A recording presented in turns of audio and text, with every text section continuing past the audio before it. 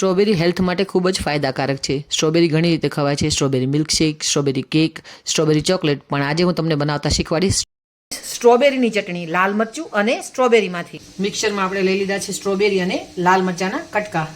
સાથે નાખશું થોડુંક મીઠું. સ્ટ્રોબેરીની ખટાશને બેલેન્સ કરવા માટે 2 ચમચી ખાંડ.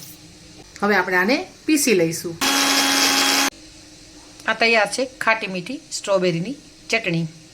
આનો ટેસ્ટ બહુ જ સરસ આવે છે અને આના અંદર પાણી પણ આપણે નાખવાની જરૂર પડતી નથી. બનાવશું લસણવાળી ચટણી, સ્ટ્રોબેરીની બીજી. 2 સ્ટ્રોબેરી, લસણ, લાલ મરચાં આખા, જીરું, મીઠું અને ખાંડ. સ્ટ્રોબેરીનો ઉપરનો ભાગ કાઢી નાખવાનો છે.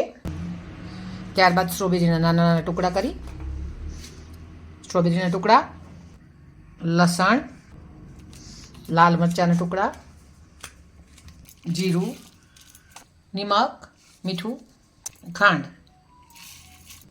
આ બધું સારી રીતે મિક્સ થાય એના માટે આના અંદર થોડુંક પાણી નાખશું અને આપણે એને ગ્રાઇન્ડ કરી લઈશું.